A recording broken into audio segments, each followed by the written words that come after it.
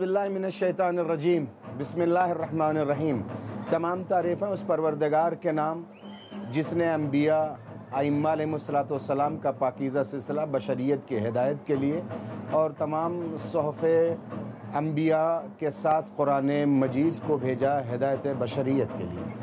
शुक्राने के सजदे बारगाह अहदियत के दहलीज़ करम पर जिसने ये मौका फ़राहम किया कि उसके दीन के लिए कुछ लफ्ज़ें पेश कर सकें। दुरूद व सलाम इलाहिया हो रसूल व आले रसूल पर जिनकी करम फरमाइयों नवाज़शात से अल्लाह का दीन ज़िंदा और पायंदा है। दुरूद व सलाम इलाहिया हो इमाम रज़ाए गरीब पर आलिम आले मोहम्मद सुल्तान अरब वल अजम पर। नाज़रीन इकराम अस्सलामु अलैकुम रहमतुल्लाहि व बरकातुहू। आपका मेज़बान मुबीन हैदर रिज़वी एक बार फिर आपकी खिदमत में हाज़िर होने का शरफ़ हासिल कर रहा है बारगाह इमाम रज़ा अलैहिस्सलातु वस्सलाम से प्रोग्राम ज़ियाफ़त इलाही लेकर के। ये वो लम्हात हैं कि जब रमज़ानुल मुबारक अपने मानवियत भरे कारवां को लेकर के बहुत तेज़ी के साथ मंजिल मक़सूद तक पहुँच रहा है और आहटें सुनाई दे रही हैं उस खुशी की कि जिसे ईद कहा जाता है। लेकिन उस ईद से पहले सबसे बड़ी ईद ये होगी कि अगर हम अपने गुनाहों का इस्तिग़फ़ार कर लें और अपने नफ्स को पाकीज़ा कर लें ताकि जब पेशे परवरदिगार जाएँ तो हशाश व बशाश हों और हमारे अमाल जब वक्त के इमाम के पास जाएँ तो हम सुरखरू हों और रूह सफ़ीद हो सकें। खुद साज़ी अपना ख़याल रखना हुक्म इलाही के तहत पाकीज़गी नफ्स और तहरत नफ्स एक ज़रूरी अम्र है जिसकी मुसलसल ताकीद और तलक़ीन की गई है। इस सिलसिले में गुफ्तगू जारी और सारी है अपने मेहमान आलिम दीन के हमरा। लेकिन क़ब्ल इसके कि सिलसिला जारी करें हमेशा की तरह आइए आज की दुआ ज़मज़मा करते हैं। लेकिन अर्ज़ करता चलूँ कि चंद शबों से जो नक़ारे की आवाज़ हरम मुतहरे रज़वी से आपको सुनाई नहीं दे रही थी वो अब शुरू हो गई है। मुमकिन है आवाज़ में थोड़ी बहुत खलल वाक़ हो लेकिन ये सदा कानों में रस घोलती है। आइए आज की दुआ को एक साथ ज़मज़मा करते हैं और फिर सिलसिले को बढ़ाएंगे अपने मेहमान आलिम दीन की हमराही में। रमज़ान या रमज़ान, रमज़ान या रमज़ान, रमज़ान या रमज़ान, रमज़ान या रमज़ान, रमज़ान या रमज़ान, रमज़ान या रमज़ान, रमज़ान या रमज़ान, रमज़ान या बिस्मिल्लाहिर रहमानिर रहीम। अल्लाहुम्मा इजअलनी फीहि मुहिब्बन लिअउलियाइक व मुआदियन लिअअदाइक मुस्तन्नन बिसुन्नति खातम अंबियाइक या आसिम क़ुलूबिन नबीय्यीन। नाज़रीन आपका मेज़बान मुबीन रिज़वी आपकी खिदमत में हाज़िर हो। खुशामदीद अर्ज़ करता आपकी खिदमत में प्रोग्राम ज़ियाफ़त इलाही में। ये वो मानवियत भरे लम्हात हैं खुदा की कसम ये सांसें सदियों से भी मामला अगर किया जाए तो उसकी कीमत ज़्यादा ठहरेगी। इसलिए कि हम बारगाह इमाम रज़ा अलैहिस्सलातु वस्सलाम में हैं और सहर का वक्त है। इस वक्त की दुआएं कबूल होती हैं। इस्तजाबत दुआ के लम्हात में से एक अहम तरीन लम्हा ये सहर के वक्त इनाबा दुआ तज़र्रो गिरिया पेश परवरदिगार है।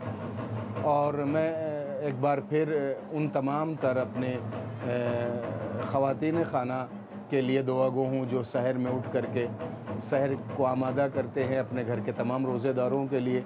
उन्हें ये फ़िक्र नहीं होती कि हमें सहर में ताख़ीर हो जाएगी, बल्कि उन्हें फ़िक्र होती है कि घर के दीगर अफराद वो चाहे सरपरस्त खाना हो, शौहर हो, भाई हो या बच्चे हों, उनमें कोई कमी नहीं। अल्लाह आपकी हाजात को पूरा करे और आपको قوت و حوصلہ دے۔ آئیے ناظرین اپنے مہمان کی خدمت میں پہنچتے ہیں، اپنا اور آپ کا سلام پیش کرتے ہیں اور پھر آپ کی نیابت کرتے ہیں، سلسلے کو آگے بڑھاتے ہیں۔ قبلہ السلام علیکم ورحمۃ اللہ وبرکاتہ۔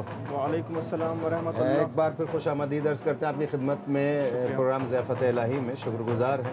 جزاک اللہ۔ لیکن آج خصوصی آپ سے گزارش یہ ہے کہ نقار پاک کی آواز تو آپ خود بخوبی سن رہے ہیں، صدائے پاک کو تھوڑا اور بلند کریے گا، ورنہ ایسا نہ ہو جائے کہ نقار خانے میں صدائے طوطی نہ ہو۔ آپ تو اولاد شیر خدا ہیں، آواز میں وہی گھن گرج ہونا چاہیے کہ ہمارے ناظرین تک ہماری بات پہنچ جائے۔ سلسلے گفتگو ہماری چل رہی ہے خود سازی کے سلسلے میں، اور اللہ کا شکر ہے کہ آج ہم اپنے 5ویں مرحلے میں اس 5ویں منزل کو طے کریں گے، اس معنویت بھرے سفر کو۔ روایات ائمہ علیہ الصلوۃ والسلام، رسول علیہ رسول کے سہارے اور ان کے پرتوں اور ان کے پرچھائیوں میں یہ سفر ہم طے کر رہے ہیں۔ یقیناً یہ بڑا طولانی سفر ہے اور اس سلسلے میں بے پناہ حدیثیں ہیں، لیکن جو ہمارے وقت کی تنگی کے ساتھ ساتھ جو ہمارا سہارا دے سکے، مزید اگر حدیثیں رہتی ہیں اور آپ مناسب سمجھتے ہیں، یقیناً رہتی ہیں، جو آپ نے انتخاب فرمایا ہے خودسازی کے سلسلے، اس پر ایک روشنی ڈالیں پلیز۔ سب سے پہلے ناظرین، برادران، خواہران، بزرگوں کی خدمت میں بھی سلام عرض ہے، اور تمام لوگوں کی جانب سے ہمارے آقا و مولا امام رضا علیہ السلام کی بارگاہ میں بھی سلام عرض کرتے ہیں۔ السلام علیکم علی ابن موسیٰ رضا علیہ السلام۔ جیسا کہ آپ نے فرمایا، خود سازی کے موضوع پر ہماری گفتگو جاری تھی۔ خود سازی کو ہمیں اپنے تمام کاموں میں سر فہرست رکھنا چاہیے۔ یہ علامہ مرحوم حسن زادہ عاملی، جو علامہ ذوالفنون کہلاتے تھے اور کچھ عرصے پہلے ہی ان کا انتقال ہوا ہے، اللہ رحمت نازل فرمائے، وہ فرماتے ہیں کہ ہمیں خود سازی کو اپنے تمام کاموں میں سر فہرست رکھنا چاہیے، سب سے زیادہ اہمیت دینی چاہیے۔ یہ تمام آسمانی کتب کا نزول، رسولوں کا بھیجا جانا، مسجد، محراب، منبر، اسکول، دینی مدرسہ، یونیورسٹی، درس، لیکچرز، قلم، تعلیم، تعلم، یہ سب تمہید کے طور پر ہیں۔ یہ سب ایک زمین ہموار کرنے کے لیے ہیں۔ اصل مقصد جو ہے وہ کچھ اور ہے۔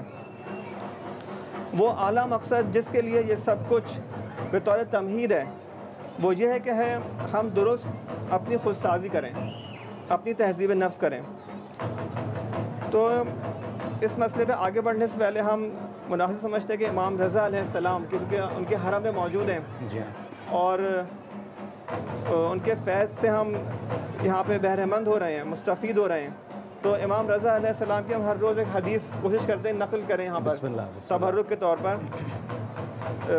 آپ جب تشریف لائے یہاں پر اور نیشاپور کی سرزمین پر آئے، وہاں پر آپ کو مختلف لوگوں نے، خصوصاً محدثین نے آپ کو گھیر لیا، آپ کے گرد جمع ہو گئے، شمع کے گرد پروانے جمع ہو گئے، اور وہ آپ سے حدیث سننے کے متمنی تھے، شائق تھے کہ آپ سے حدیث سنیں رسول اللہ صلی اللہ علیہ وسلم۔ ظاہر ہے کہ آپ اہل بیت میں سے تھے، اور اس میں اہل سنت بھی جو جید علماء تھے اس زمانے کے، محدثین تھے، جیسے اسحاق ابن راہوے نیشاپور میں اس زمانے میں اہل سنت علماء میں سے تھے، تو آپ بھی ان سے انہوں نے نقل کیا امام رضا علیہ السلام سے کہ آپ اپنی سواری پہ بیٹھے ہوئے تھے، تو جب تقاضا کیا گیا تو آپ نے فرمایا لا الہ الا اللہ حسنی، کہ لا الہ الا اللہ یعنی نہیں ہے کوئی معبود سوا اللہ کے، وہ میرا قلعہ ہے۔ خود اللہ تعالیٰ کی یعنی حدیث قدسی بیان کرتے ہیں اپنے آباء و اجداد سے، اور اللہ تعالیٰ تک اس کی چین پہنچاتے ہیں۔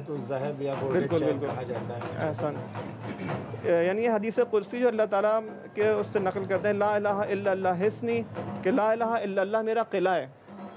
فمن دخل حسنی امن من عذابی، کہ جو شخص میرے قلعے میں داخل ہو جاتا ہے وہ میرے عذاب سے محفوظ ہو جاتا ہے اور امن و امان میں ہو جاتا ہے۔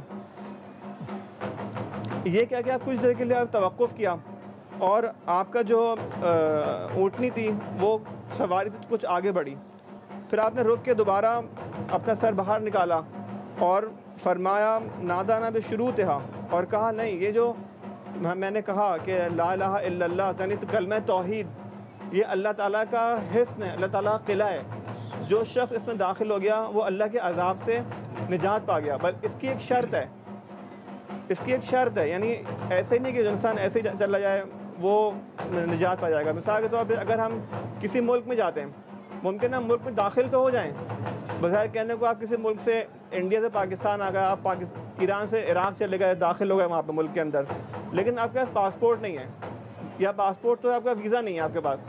اگر آپ کے پاس ویزا نہیں ہوگا تو وہ آپ کو پولیس گرفتار کر لے گی, کیونکہ آپ ناجائز طور پر, غیر قانونی طور پر اس ملک میں داخل ہوئے ہیں. یا اگر آپ کسی گھر میں سے, قرآن کریم فرماتا ہے کہ کسی گھر میں داخل ہو تو اس کے صحیح راستے سے داخل ہو.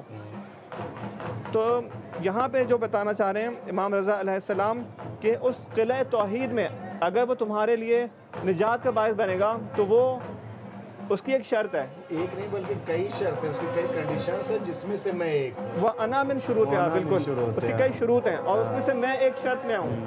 یعنی توحید کے بعد آپ نبوت اور امامت جو ہے وہ اس کو ضروری قرار دے رہے ہیں. اگر آپ اجازت دیں تو امیر کلام کے اس سپوت و لال کے میں ترجمہ نہ کروں, ترجمانی ہے کروں اس حدیث کا. امام نے جو فرمایا کہ اس کے کچھ شروط ہیں, کنڈیشنز ہیں, اس میں سے ایک شرط میں ہوں.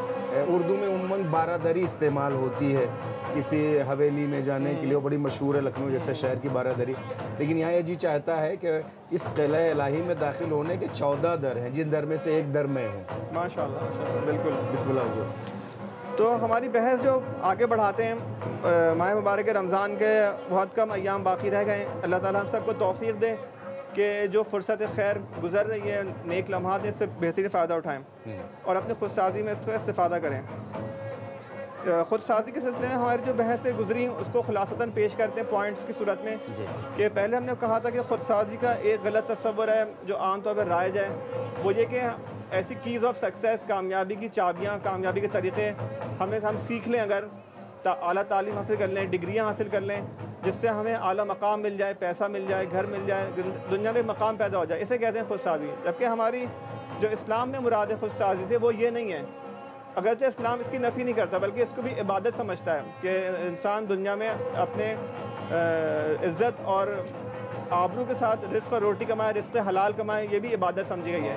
لیکن یہ ہدف نہیں ہے, اصلی ہدف یہ نہیں ہے. الٹیمیٹ جو گول ہے ہمارا, اعلیٰ مقصد زندگی گزارنے کا, وہ پروردگار کی رضا حاصل کرنا ہے.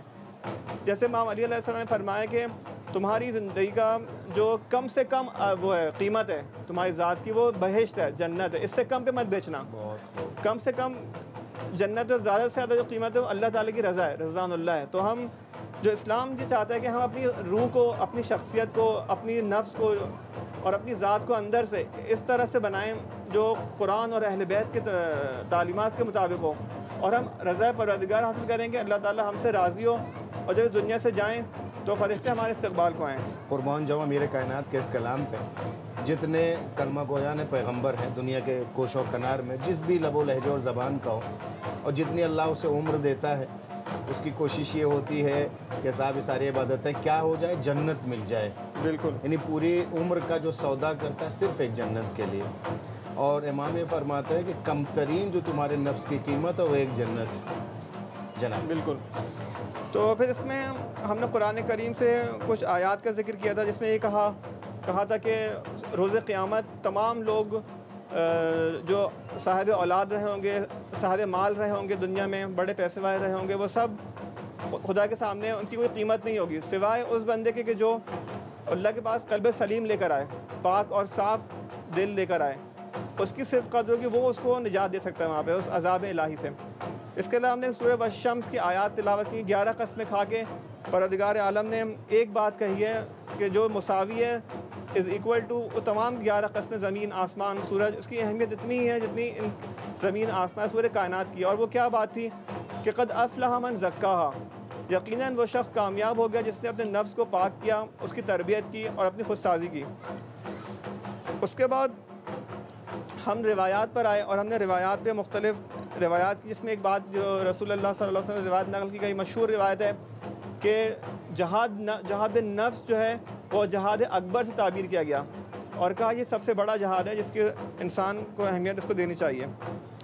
اسی طرح سے امام صادق علیہ السلام جہاد کی اقسام بیان کرتے ہوئے جہاں واجب جہاد کے بارے میں بتاتے ہیں تو سب سے پہلے جہاد نفس کا ذکر کرتے ہیں اور فرماتے ہیں کہ فاما احد الفرزین فمجاہدۃ الرجل نفسہ عن معاصی اللہ عز وجل وہو من اعظم الجہاد. آپ فرماتے ہیں کہ جو 2 جہاد ہیں کہ جو کسی انسان پہ واجب ہیں اور وہ سب سے بڑا جہاد ہے, وہ کیا ہے؟ فَمُجَاهَدَةُ الرَّجُلِ نَفْسَهُ عَنْ مَعَاصِ اللَّهِ، کہ انسان اپنے نفس سے جہاد کرے اللہ تعالیٰ کی معصیت اور گناہ کے مقابلے پہ، جہاں اس کا نفس اس کو اکسا رہا ہے، اس کو اللہ تعالیٰ کی مخالفت کرنے پہ، حکم کی مخالفت کرنے پر شکست دے کر کے آگے بڑھ جائے، اطاعت پروردگار میں اجازت ہے۔ کمل نورانی صاحب کے بیان کو سن لیجیے۔ ناظرین، وقت ہوتا ہے یہاں پر جو ہمارے پروگرام کا ہمیشہ کی طرح ایک اٹوٹ حصہ رہے کمل نورانی صاحب، ان کی خدمت میں چلتے ہیں اور آج ان کے بیان سے ایک ساتھ پھر مستفید ہو جائیں۔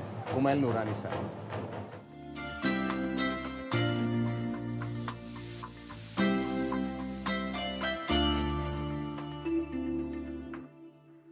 اعوذ باللہ من الشیطان الرجیم، بسم اللہ الرحمن الرحیم، الحمد لأہلہ والصلاة لأہلہا۔ ایک بہت بڑی خصوصیت ہے جو رسول اللہ فرماتے ہیں مجھے نصیب ہوئی ہے، جو پروردگار کی طرف سے مجھے عطا ہوئی ہے، اوتیت جوامع الکلم،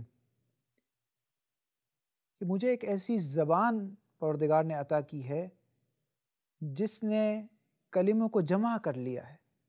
یعنی ایک شخص جو ممکن ہے 1 گھنٹے گفتگو کرے اور 1 گھنٹے تک جو مطالب، جو مفہوم، جو گفتگو آپ تک پہنچانا چاہے، رسول اللہ کہتے ہیں کہ مجھے یہ توفیق ہوئی ہے، مجھے یہ چیز عطا ہوئی ہے پروردگار کی جانب سے کہ میں وہی بات 2-3 کلمے کے اندر، 1 لائن کے اندر بیان کر سکتا ہوں۔ ایک شخص بعض اوقات کتاب لکھتا ہے 500 صفحات کی، 600 صفحات کی، آپ دیکھتے ہیں بعض افراد اسی کتاب کو 20, 30, 40, 50 صفحوں میں حل کر دیتے ہیں، کہتے ہیں یہی مطالب تھے۔ لیکن ایک بار واقعاً مطالب زیادہ ہوتے ہیں، انسان مجبور ہوتا ہے اس کو بیان کرے، گھنٹے گھنٹے تقاریر کرے، گفتگو فرمائے، کتاب لکھے، مقالہ لکھے، تھیسس لکھے، اور اس کے آخر میں جو بات، اہم بات وہ پہنچانا چاہے، رسول اللہ کہتے ہیں میں وہی بات 1 لائن کے اندر، چند کلمات کے اندر پہنچا سکتا ہوں، مجھے یہ خصوصیت عطا ہوئی۔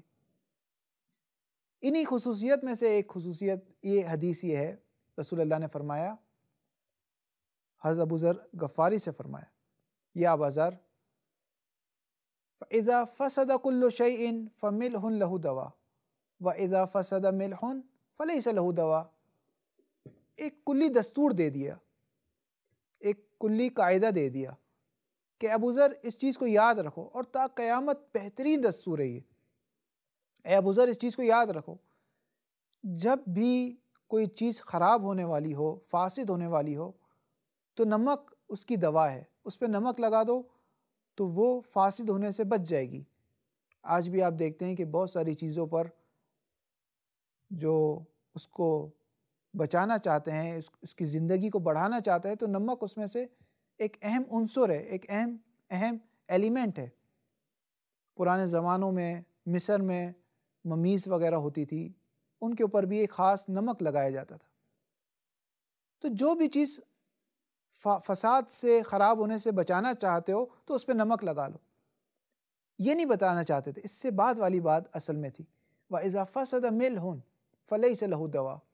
لیکن اے ابو ذر اس کو یاد رکھو، اگر خود نمک فاسد ہو جائے، نمک خراب ہو جائے، جس کا کام محفوظ کرنا تھا، جس کا کام بچانا تھا، اگر خود وہ فاسد ہو جائے پھر اس کی کوئی دوا نہیں۔ تو بعض افراد ایسے ہوتے ہیں کہ جن کا کام تربیت کرنا ہوتا ہے، جیسے استاد ہے، استاد کا کام طلاب کی تربیت کرنا ہے، جیسے عالم ہے، عالم کا کام معاشرے کی تربیت کرنا ہے۔ لیکن اگر خود یہی استاد اگر فاسد ہو گیا، ٹیچر اگر خراب نکل آیا، پھر کچھ بھی نہیں ہو سکتا۔ اگر عالم خراب ہو گیا، اذا فسد العالم فسد العالم، اگر عالم فاسد ہو جائے تو عالم فاسد ہو جاتا ہے، پوری دنیا فساد کا شکار ہو جاتی ہے۔ بعض جگہ یہ ملتا ہے کہ علامہ مجلسی سے یہ واقعہ منسوب ہے کہ بارش کے وقت آپ جب جا رہے تھے تو ایک بچہ تیزی سے گزرا، تو علامہ نے ان سے کہا کہ آرام سے جاؤ، ایسا نہ ہو کہ تمہاری پاؤں کی ہڈی ٹوٹ جائے اگر تم سلپ ہو جاؤ، پھسل جاؤ۔ تو معلوم نہیں کہ پیغام تھا کیا تھا، اس بچے نے کہا کہ اگر میں پھسل گیا تو میری ہڈی ٹوٹے گی، لیکن اگر آپ پھسل گئے تو پوری قوم پھسل جائے گی، کیونکہ آپ اس جگہ پر ہیں۔ جو شخص ایسی جگہ پر ہو کہ جس کے انڈر ایک پورے اس کی ذمہ داری ہے، اگر وہ فاسد ہو جائے فَإِذَا فَسَدَ مِلْحٌ فَلَيْسَ لَهُ دَوَا، پھر اس کا کچھ بھی نہیں کیا جا سکتا۔ تو وہ شخص جو ان مقامات پر ہیں، چاہے وہ حکومتی افراد ہوں، حکومتی پوسٹ ہو، چاہے وہ دنیاوی، چاہے وہ دینی، جس منصب پر بھی ہیں، انہیں بہت زیادہ اپنے آپ کو دقت کے ساتھ لمحہ بر لمحہ اللہم لا تکلنی الی طرفۃ عین ابدا، پروردگار لمحے بھر کے لیے بھی، امام زین العابدین کی دعا ہے، پروردگار لمحے بھر کے لیے بھی مجھے اپنے حال پر نہ چھوڑنا ورنہ میں فاسد ہو جاؤں گا۔ اس دعا کے ساتھ کہ پروردگار متعال ہمیں سیرت نبوی پہ چلنے کی توفیق عطا فرمائے۔ وصلی اللہ علی محمد و آلہ الطاہرین۔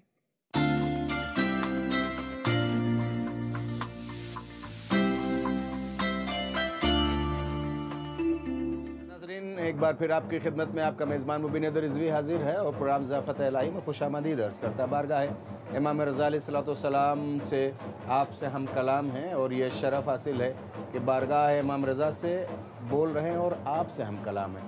اللہ آپ کی حاجات کو پورا فرمائے، طاعت و عبادات کو قبول فرمائے، جتنے دن بچے ہیں انہیں غنیمت جانا جائے اور ان سانسوں کو صدیوں کا روپ دے دیا جائے تاکہ نہ اپنے آپ سے پچھتاوا ہو، نہ پیش پروردگار شرمندگی ہو۔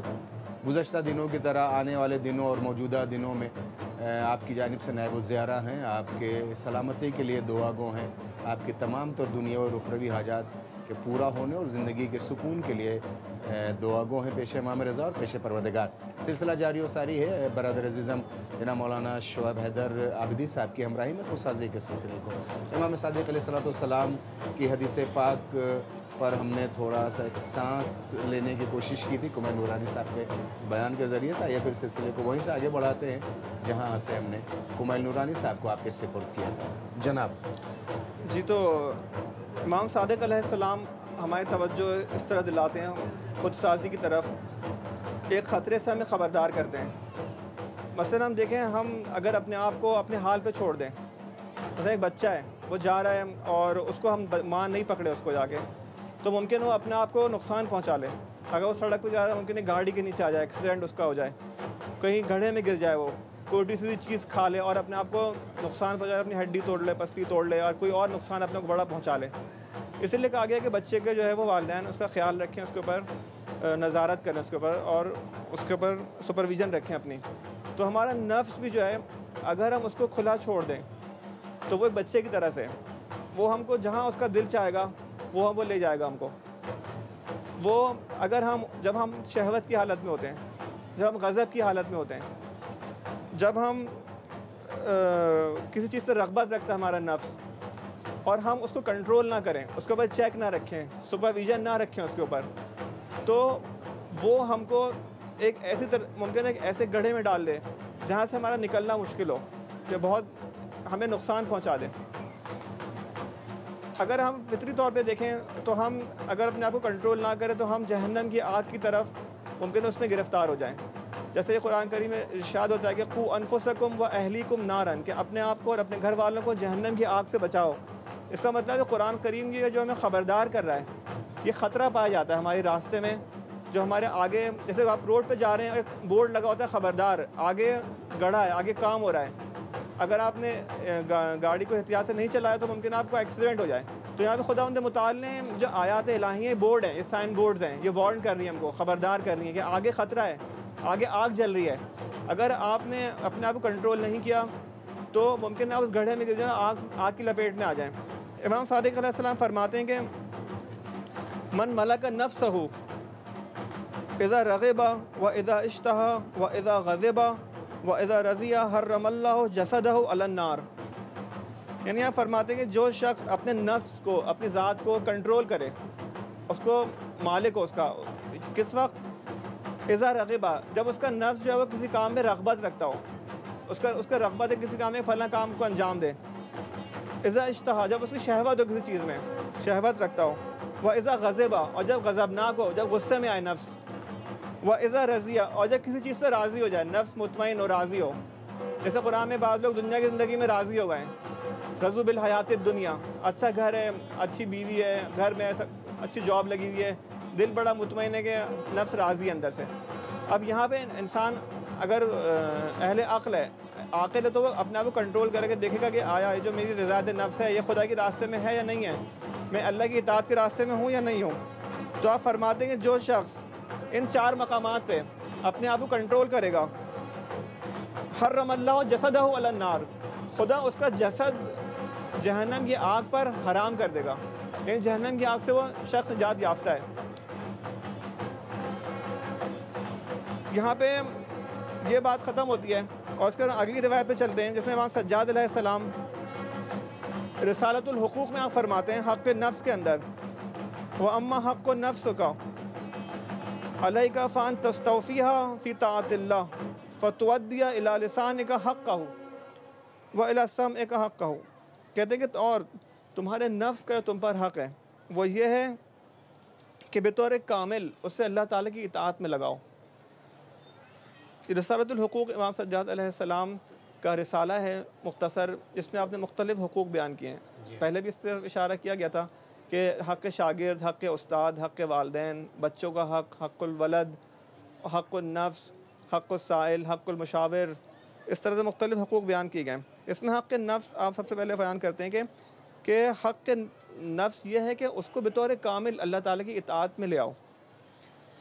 اس کے بعد ہم چلتے ہیں امام علی علیہ السلام کی ایک روایت کے اوپر جو جنگ خیبر سے متعلق آپ فرماتے ہیں کہ آپ نے فرمایا کہ واللہ ما قلعت باب خیبر وقذفت بہ 40 ذراعا، اس میں آپ یہ فرماتے ہیں کہ واللہ میں نے جو باب خیبر اکھاڑا، در خیبر اکھاڑا، وہ جسمانی قوت سے نہیں اکھاڑا، اس قوت سے نہیں اکھاڑا کہ جو غذا کے ذریعے سے اور طاقت انسان اپنی مثلاً باڈی بلڈنگ لوگ کرتے ہیں یا بہترین کھانے کھاتے ہیں اور وٹامنز لیتے ہیں جس سے ان کو بڑی جسمانی طور پر بڑی طاقت مل جاتی ہے اور اس سے ان کا جسم قوی ہو جاتا ہے۔ امام فرماتے ہیں میں نے اس طاقت سے در خیبر نہیں اکھاڑا، بلکہ فرماتے ہیں کہ وَلَكِنْ أُيِّدْتُ بِقُوَّةٍ مَلَكُوتِيَّةٍ وَنَفْسٍ بِنُورِ رَبِّهَا مُسْتَزِيَةٍ، بلکہ میں نے یہ جو در خیبر اکھاڑا مجھے مدد حاصل ہوئی، امداد غیبی حاصل ہوئی، بقوت ملکوتیہ، اعلی ملکوت سے مجھے قوت حاصل ہوئی، انرجی حاصل ہوئی، طاقت حاصل ہوئی، اور وَنَفْسٍ بِنُورِ رَبِّهَا مُسْتَزِيَةٍ، اور ایسے نفس سے کہ جو اللہ کے نور سے روشن تھا۔ تو اب دیکھیں امام علی علیہ السلام ہمارے آقا اور مولا ہیں، اخلاق میں، کردار میں، تہذیب نفس میں، حکومت داری میں، میدان جنگ میں، ہر چیز میں آپ ہمارے آقا اور مولا ہیں۔ امام علی علیہ السلام ہمیں اس طرف جو اشارہ کر رہے ہیں وہ ہے کہ ہم بھی اگرچہ مولا کی جگہ ہم مولا کے قمبر کی جائے پائے ہم نہیں ہو سکتے، خاک پا بھی نہیں ہو سکتے، لیکن ہم انہوں نے ایک ڈائریکشن ہم کو دکھائی ہے، ایک سمت دکھائی ہے۔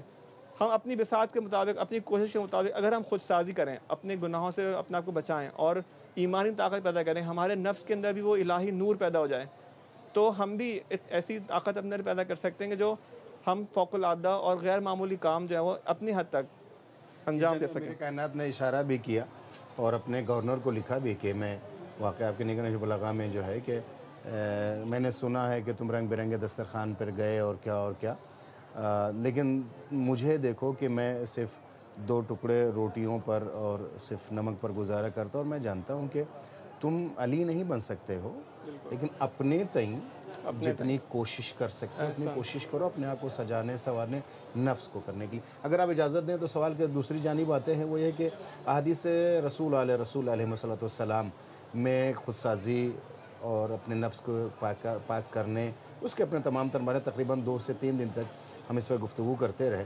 سلسلے کو یوں بڑھائیں کہ دعاؤں میں بھی تو خود سازی کا ذکر، تذکرہ یا اس جانب ترغیب دلائی گئی، شوق دلایا گیا، کہاں تک سہارا دیتے ہیں دعائیں؟ اس میں 2-3 دعائیں، ایک تو بہت تقریباً تمام دعائیں ایسی ہیں خود سازی کی طرف ہم کو لے جا رہی ہیں۔ ایک نہ کوئی پہلو باقاعدہ اس میں میرے خیال سے PhD کے جو تھیسس ہے وہ لکھنے چاہیے ہمیں اپنی دعاؤں کے اوپر۔ دعا ابو حمزہ صومالی ہے، دعا افتتاح ہے، دعا کمیل ہے، مناجات شعبانیہ ہے، مناجات امیر المومنین مسجد کوفہ کے اندر ہے، اور مناجات 5 اشہر ہے جو 15 مناجات ہیں مفاتی کے اندر۔ یہ سب بہترین دعائیں ہیں، اور اس کے علاوہ سینکڑوں دعائیں کہ جو واقعاً ایک تھیسس اور ریسرچ پیپر کا موضوع بن سکتی ہیں، ایک جملے کے اوپر واقعاً۔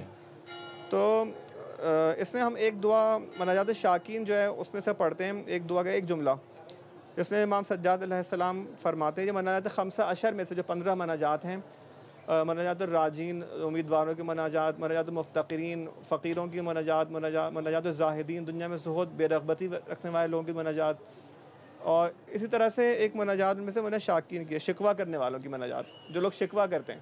ایک وقت ہے کہ ہم جاتے ہیں، ہم گورنر کے سامنے، پولیس افسر کے سامنے یا کسی حکومتی افسر کے سامنے شکوہ کرتے ہیں، دنیا کسی پیسے والے کے سامنے اپنی ناداری کا شکوہ کرتے ہیں۔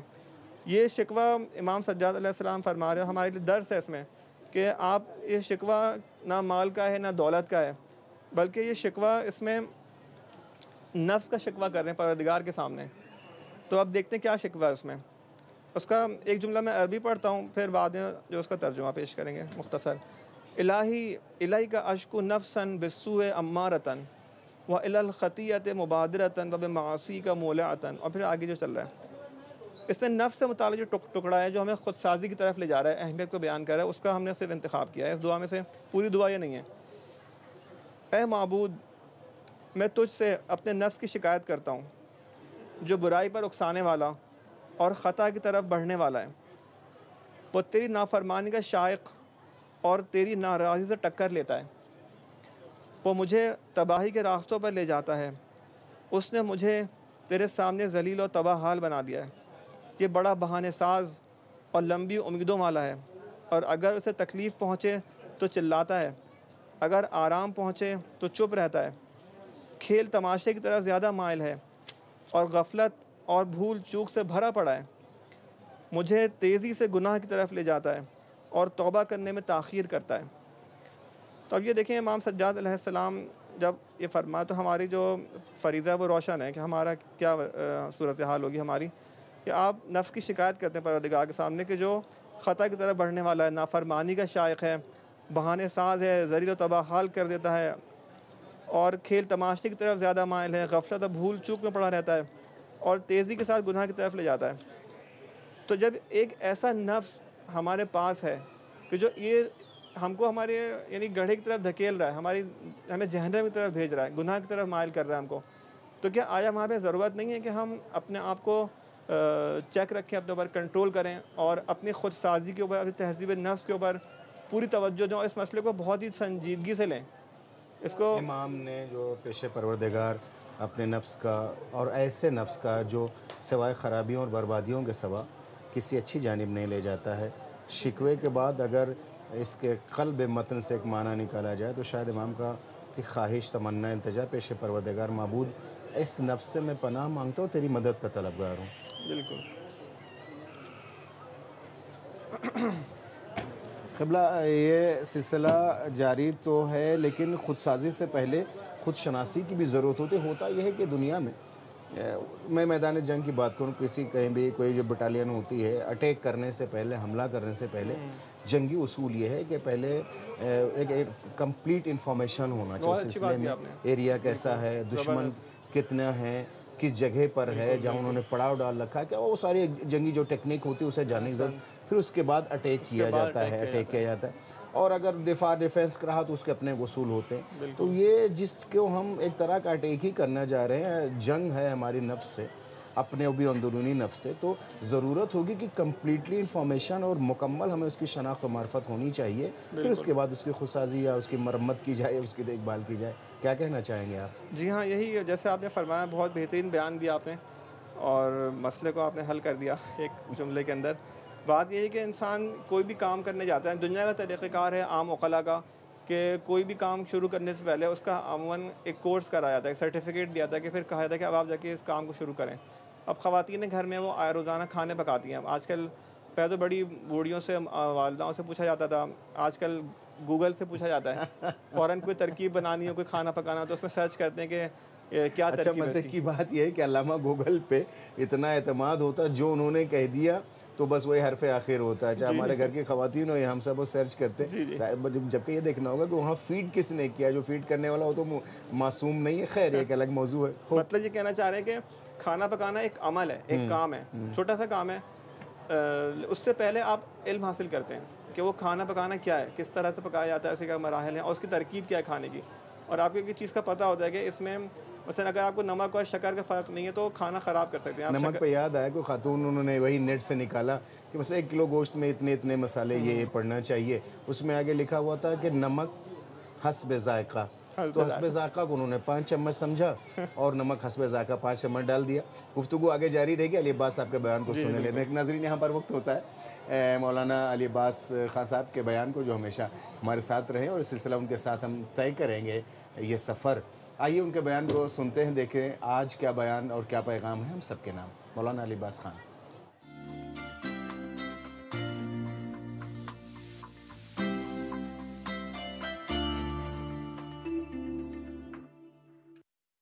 اعوذ باللہ من الشیطان الرجیم. بسم اللہ الرحمن الرحیم. انما المؤمنون الذین آمنوا باللہ ورسولہ ثم لم يرتابوا وجاہدوا باموالہم وانفسہم فی سبیل اللہ اولئک هم الصادقون. صدق اللہ العلی العظیم. محترم ناظرین، السلام علیکم ورحمۃ اللہ وبرکاتہ. سورہ مبارک حجرات یہاں سے مؤمنین کی ذمہ داریوں کو پروردگار کے مد مقابل آ کے بیان کر رہا ہے. یہ چند آیت نمبر 15، 16، 17 اور 18 جو سورہ مبارک حجرات کا آخری حصہ ہے، یہ مومنین کی ذمہ داریوں کو پروردگار کے مد مقابل آ کے پیش کر رہا ہے. پہلی ذمہ داری جو آیت نمبر 15 میں جس کی طرف اشارہ کیا گیا ہے وہ دین میں ثبات قدمی ہے. یعنی پروردگار نے جو دین ہمارے لیے بھیجا ہے اس میں ثابت قدم رہنا ہماری ذمہ داری ہے.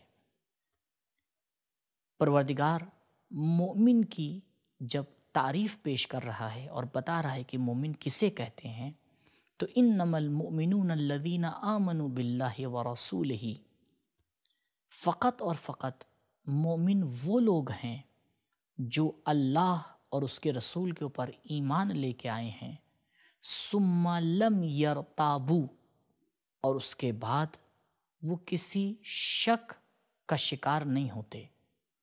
انہیں دین کے بارے میں کوئی شک نہیں ہوتا کہ وہ دوبارہ پلٹیں اور سوچیں کہ یہ دین صحیح ہے یا صحیح نہیں ہے. البتہ آپ جانتے ہیں کہ اس طرح سے ثبات قدمی دین کے اندر اسی وقت ممکن ہے کہ جب ہمارا دین سمجھداری کے ساتھ ہو. اگر تقلیدی دین ہوتا ہے اور اس کے کہنے کے اوپر ہم دین کے اوپر ایمان لے آتے ہیں اور اس کے اندر غور و خوض نہیں کرتے ہیں تو ہر وقت اس میں شک اور شبہے کا امکان رہتا ہے. لیکن جب انسان سمجھداری کے ساتھ ایمان لے کے آتا ہے تو وہ دین کے اندر ثابت قدم ہو جاتا ہے. آپ دیکھیں بہت سی باتیں جو لوگ ہم سے بتاتے ہیں ہم اس میں شک کرنے لگتے ہیں، کیونکہ کوئی دوسرا انسان یا تو اس بات سے ہٹ کر ہمیں کوئی بات بتاتا ہے یا بالکل اس بات کے اپوزٹ کوئی بات ہمیں آ کے بتاتا ہے. یہاں پر انسان پریشان ہو جاتا ہے کہ پہلے والی بات کو مانوں یا دوسرے والی بات کو مانوں. اب یہ اس کا بھروسہ ہوتا ہے کہ اس کو بات کو ماننے پر مجبور کر دیتا ہے. جس کا بھروسہ زیادہ ہوتا ہے وہ اس کی بات کو مانتا ہے.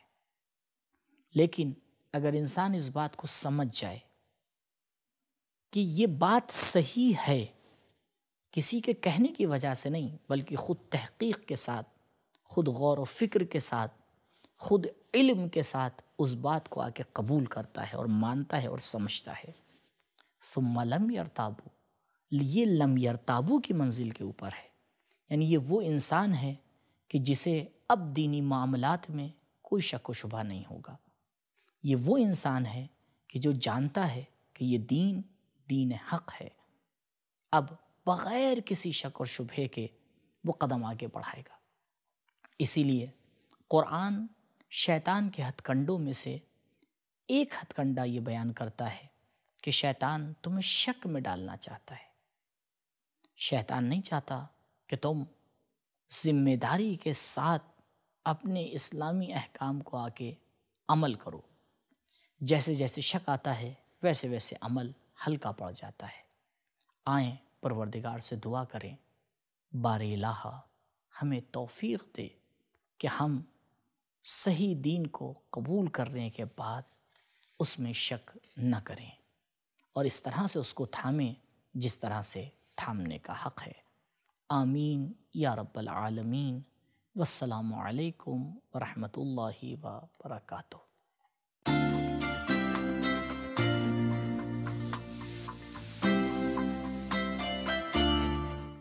ناظرین، آپ کا میزبان مبین رضوی آپ کی خدمت میں حاضر ہے پروگرام ضیافت الہی کے تسلسل کو لے کر کے۔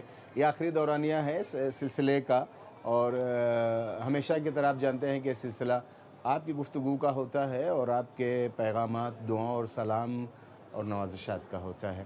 زیادہ سے زیادہ میسیج آپ ہمیں بھیجتے رہیں تاکہ ہم آپ کی خدمت میں پیش کرتے رہو۔ مینوان پھر امام کی بارگاہ میں جا کر کے پڑھ کے سنا دیا کریں۔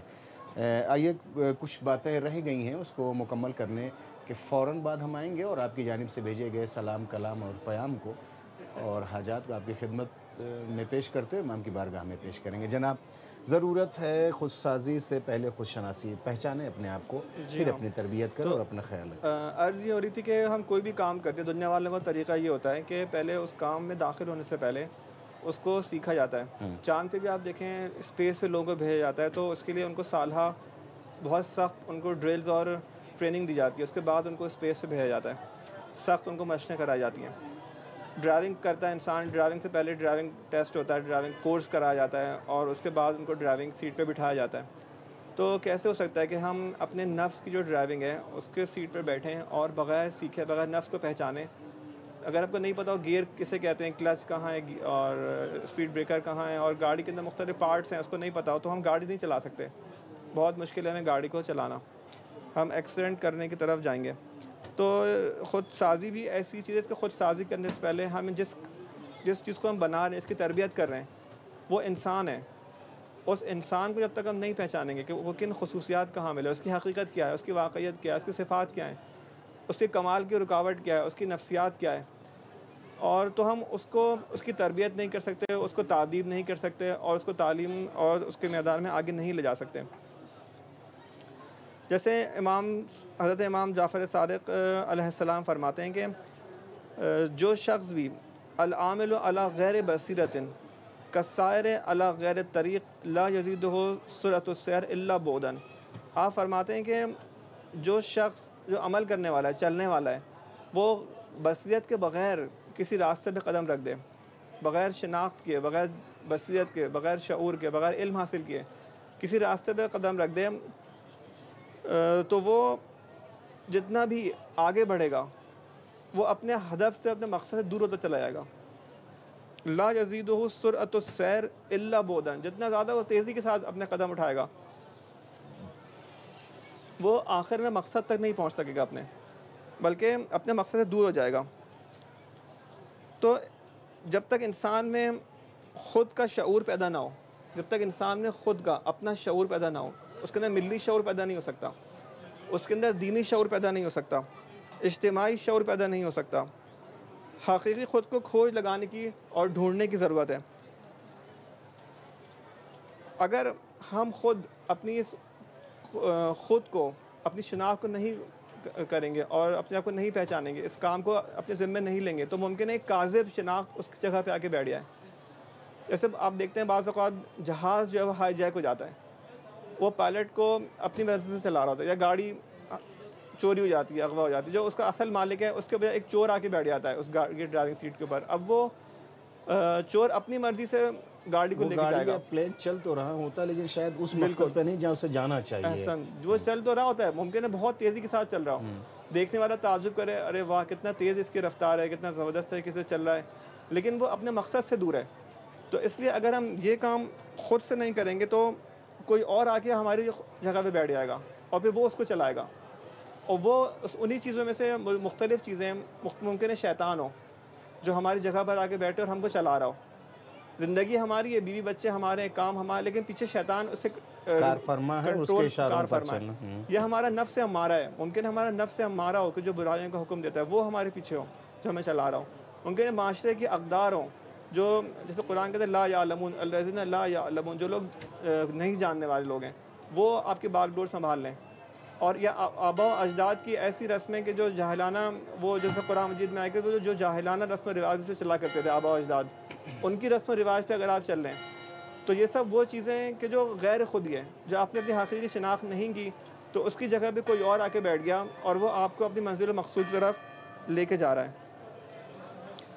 تو یہاں پہ انہیں جھوٹے جو مدعیان ہیں، جو مدعی ہیں یعنی دعوے دار ہیں، انہیں میں سے انسان کا جسم ہو سکتا ہے، اس کی شہوات ہو سکتی ہیں، اس کا نفس ہو سکتا ہے، معاشرہ ہو سکتا ہے، کہ جو اس کی جگہ پہ آ کے بیٹھ سکتا ہے اور اس کو آگے چلا سکتا ہے۔ بظاہر یہ ہوتا ہے کہ ورم انسان کے جسم پر ہوتا ہے اور اسے وہ صحت سمجھ بیٹھتا ہے، بالکل۔ تو خود تو اس کی نگاہیں دھوکہ کھا سکتی ہیں یا غلط راہی اسے ہو سکتا ہے، کہتے ہیں کہ نہیں ماشاءاللہ بڑی اچھی فٹنس ہے اور آپ کی صحت اچھی ہو رہی ہے، لیکن کبھی بھی طبیب اور دلسوز طبیب آپ کے ورم کو صحت نہیں بتائے گا۔ انبیاء اور قرآن نے کبھی بھی ورم کو صحت نہیں بتایا ہے، لمحہ بہ لمحہ قدم قدم ہماری ہدایت کی۔ آئیے سلسلے کو اور آگے بڑھاتے ہیں کہ قرآن مجید کی روح سے خود شناسی کی کیا اہمیت ہوگی۔ میرے خیال سے تقریباً 1 سے 2 منٹ ہمارے پاس ہے، اس کے بعد ہم آ جائیں گے میسیجز کی جانب۔ قرآن کریم میں جہاں پر آیات آفاقی کا ذکر کیا گیا، یعنی آفاق سے مراد زمین، آسمان، کائنات، شب و روز کا آنا جانا اور ہمارے جسم کی خلقت وغیرہ وغیرہ، پوری کائنات کا بہترین نظام چل رہا ہے، یہ ایک آیات الہی میں سے اللہ تعالیٰ کی نشانیاں ہیں۔ یہ پانی کا برسنا، یہ انسانوں کا مر جانا، دنیا میں بچوں کا پیدا ہونا، ان کے رزق آنا، ماں کے دل میں محبت ہونا بچے کا، کس طرح سے خدا متعال نے ایک گہوارے کی طرح سے اس دنیا کو ہمارے لیے آمادہ کیا ہے کہ ہمارے لیے ضرورت کی ہر چیز موجود فراہم کر دی یہاں پر، تو یہ اللہ تعالیٰ کی نشانیاں ہیں۔ اسی طرح سے خداوند متعال جہاں قبلہ اگر آپ اجازت دیں، ممنون کرم ہو چکے، کل سے وعدہ ہو جا رہا ہے اور ہم میسیجز نہیں ہمارے ممنون کرم ہے، اس سلسلے کو چونکہ ایک تفصیل طلب ہے، کل انشاءاللہ اس پہ گفتگو کریں گے اور سلسلے کو آگے بڑھیں گے۔ ناظرین معذرت چاہتے ہیں، کل ہم آپ کے میسیجز کو جلد سے جلد نہیں پڑھ سکے وقت کی تنگی کے سبب۔ آج ہم یہ کوشش کرتے ہیں کہ جتنا وقت ہمارے پاس ہوتا ہے ہم آپ کی خدمت میں حاضر ہو جائیں، جو بچ جائے گا وہ کل آپ کی خدمت میں۔ بسم اللہ الرحمن الرحیم۔ السلام علیکم یا علی ابن موسیٰ رضا علیہ السلام۔ السلام علیکم یا ضامن آؤ، خدایا تمام مومنین و مومنات کی نمازیں دعائیں روزے قبول فرما، محمد و آل محمد کے صدقے میں، الہی امین۔ کل کا روحانی پروگرام روحانی دہلیز سے روحانیت رمضان المبارک بہت عمدہ تھا۔ پروردگار محمد و آل محمد کے صدقے میں آپ کو اور آپ سائٹ کی پوری ٹیم کو جزائے خیر عطا فرمائے، ممنون کرم، جو ہمیں اتنی دور سے امام رضا علیہ السلام کی بابرکت حرم سے سحری کی برکتیں اور رحمتیں حاصل کرنے میں مدد دیتا ہے۔ اللہم عجل لولیک الفرج کنیز مہدی خار بے پناہ شکر گزار اتنی اچھی دعاؤں اور اتنے اچھے لب و لہجے میں، سلامت رہیں، شاد رہیں۔ لبیک یا رسول اللہ، لبیک یا امام، تاجدار امامت کے 8ویں چراغ امام علیہ السلام اور کریم اہل بیت بی بی فاطمہ معصومہ کم کی عظمت پر بے حساب درود و سلام کے تحفے پیش کرتے ہیں۔ انتہائی قابل احترام مبین بھائی مولانا صاحب اور سائی ٹی وی کی پس پردہ تمام حسینی ورکرز کی خدمت میں سلام عرض کرتی ہوں۔ مبین بھائی، میں اور بھی اسلامی چینلز دیکھتی ہوں، لیکن جس خوبصورتی کے ساتھ آپ کی ٹیم کے کیمرے مین امام علیہ رضا السلام کے حرم کے مناظر سے ہمارے گھروں کو نورانی و معطر کرتے ہیں، ان کو جتنا خراج تحسین پیش کیا جائے کم ہے۔ آپ جس طرح سے ہمارے لیے دعا گو ہوتے ہیں، ہم سب شب و روز آپ سب کے لیے دعائیں کرتے ہیں، جیسے ماہ رمضان المبارک کا اختتام ہمیں اداس کر دیتا ہے، اسی طرح آپ کا پروگرام بھی ہمارے اندر بہت ہی حسین یادیں چھوڑ جاتا ہے۔ مبین بھائی، اس پروگرام کو ہمیشہ یوں ہی جاری رکھیے گا۔ اللہ تعالیٰ آپ کو اور آپ کی پوری ٹیم کو عزت و صحت اور ایمان کی سلامتی والی زندگی عطا فرمائے۔ اللہ تعالیٰ آپ سب کو دین و دنیا کی نعمتوں سے مالا مال فرمائے۔ اللہم عجل لولیک الفرج۔ التماس دعا Mrs Shozab Hasan and family, Narowal, Pakistan. شکر گزار ہیں، میں کن کن جملوں کا شکریہ ادا کروں؟ انشاءاللہ کوشش ہماری یہ ہوگی، اور جینے کا سلیقہ لائیو جو ہم پیش کر رہے ہیں وہ ہفتے بھر ہوتا ہے انشاءاللہ، میرے خیال سے بدھ اور جمعرات میں آپ کی خدمت میں حاضر ہوتا ہے، تو پھر حاضر ہونے کی کوشش کروں گا۔ السلام علیکم یا علی مدد، رائے علی نواز فرام اسلام آباد پاکستان۔ آپ کا پروگرام بہت شوق سے 3 سالوں سے دیکھ رہے ہیں۔ ایک پروگرام صلوات درود پاک کی فضیلت اور اثرات پر ضرور کریں۔ میں شرمندہ ہوں نواز بھائی، میں ضرور انشاءاللہ قم پہنچنے کے بعد سلسلہ جاری و ساری رکھیں گے، کیا کریں وقت پھر ہمارے ہاتھ سے جا رہا ہے۔ السلام علیکم مبین بھائی، امام رضا السلام کے روزے پر ہمارے لیے دعا کریں، مجھے اولاد کے عطا فرمائیں، انشاءاللہ ضرور ہم آپ کے لیے دعا گو ہیں۔ اور بھی کچھ میسیجز رہ گئے، لیکن وقت کی تنگی کے سبب میں آپ کی خدمت میں حاضر نہیں ہو سکتا۔ کل انشاءاللہ حاضر ہوں گے، نئے میسیجز، نئے موضوع اور پرانے مہمان کے ساتھ۔ جہاں کہیں بھی اپنا بہت خیال رکھیے گا۔ اللہم عجل لولیک الفرج۔ آپ کا مبین آپ سے اجازت چاہتا اپنے مہمان کے ساتھ، خدا حافظ۔